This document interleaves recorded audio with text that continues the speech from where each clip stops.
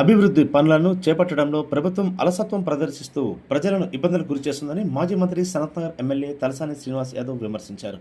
శుక్రవారం సనత్నగర్లోని కేఎల్ఎన్వై పార్క్లో వివిధ శాఖల అధికారులతో కలిసి పర్యటించి సమస్యలను అడిగి తెలుసుకున్నారు. ముందుగా వ్యర్థాలను తరలించే వాహనాలకు జెండా ఊపి ప్రారంభించారు. అదేవిధంగా పార్కులో నూతనంగా ఏర్పాటు చేసిన డ్రింకింగ్ వాటర్ ప్లాంట్ను ప్రారంభించారు. పార్కులోని ఓపెన్ జిమ్ పరికరాలు, చిల్డ్రన్ పార్కులో పరికరాలు మరమ్మతులను చేపట్టాలని కోరారు. ప్రజల అవసరాలను దృష్టిలో ఉంచుకొని నియోజకవర్గ పరిధిలో అనేక అభివృద్ధి పనులు చేపట్టామన్న విషయాన్ని ఆయన గుర్తు చేశారు.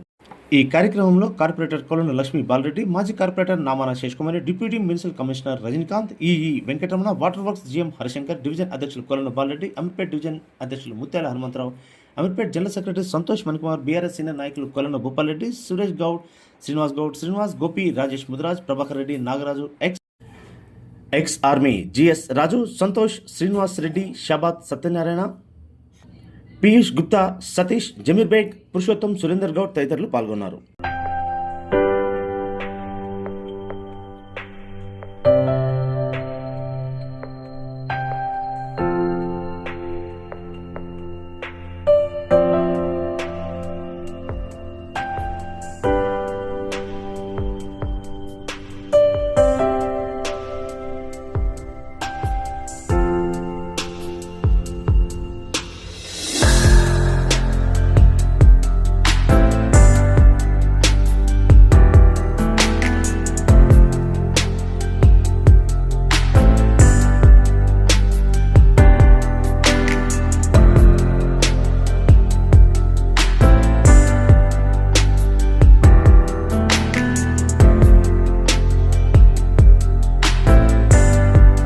నారాయణ పార్క్.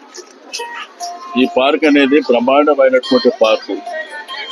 ఈ పార్కుని చాలా పెద్ద ఎత్తున మనం డెవలప్ చేసినాం. మీకు ఓపెన్ జిమ్ కానివ్వండి, అదేవిధంగా యోగాకు సంబంధించి ఇప్పటివరకు ఎక్కడ జరగదు హైదరాబాద్ సిటీలో. మనం యోగా షెల్టర్ కూడా బ్రహ్మాండంగా ఏర్పాటు చేసినాం. అయితే చిన్న చిన్న మెయింటెనెన్స్ లోపాలు ఉన్నాయి.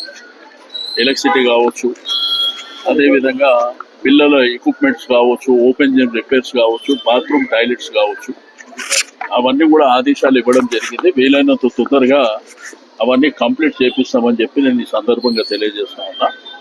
పర్టికులర్గా మన కాన్సెన్స్లో ఉన్నటువంటి డెవలప్మెంట్ విషయంలో పూర్తి స్థాయిలో చేసినాం. కానీ గడిచిన 8-9 మాసాల నుంచి జరుగుతున్నది మీకు అందరికీ తెలుసు. ప్రజల అవసరాలు, ప్రజల ఇబ్బందులను దూరం చేయడమే మన ఏకైక కర్తవ్యం.